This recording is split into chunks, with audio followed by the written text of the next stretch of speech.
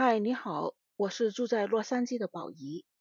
羽衣甘蓝是我每年必种的蔬菜之一，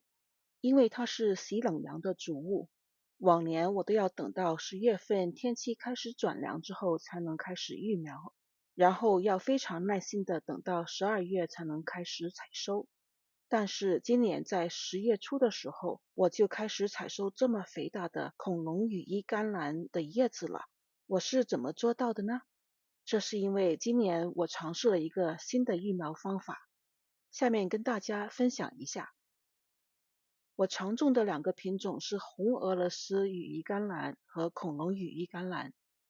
每年的秋冬季育苗是它们的共同起点，之后它们的生命轨迹就开始分道扬镳了。红俄甘蓝耐寒怕热，在南加州的冬季里生长非常旺盛，唯一不足的是冬季的日照时间比较短，不然产量还可以更高。从12月开始，红俄甘蓝采收期可以有3到5个月，其长短主要取决于第二年春季的温度，气温高的话，它就容易抽苔变苦。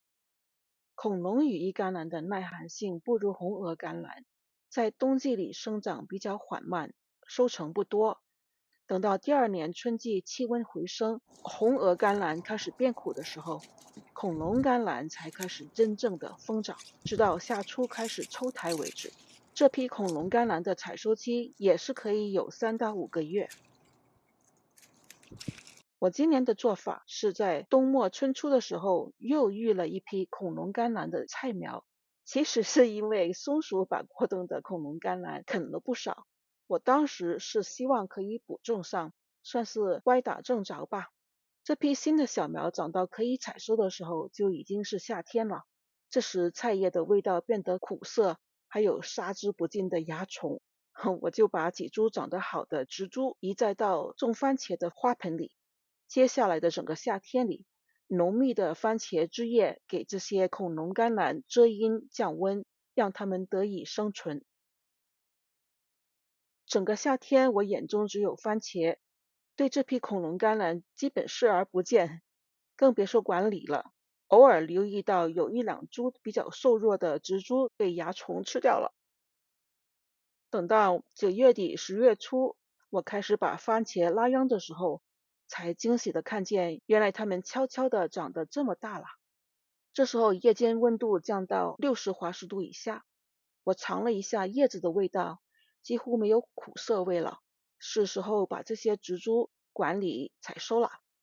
首先把老叶子扒掉，虫害严重的叶子也不要了，长得好的叶子可以采收。之后把除用洗涤剂稀释，把有蚜虫虫害的植株连续喷几天，帮它们恢复健康。然后这批恐龙甘蓝就开始为我们源源不断的提供美味的绿叶了。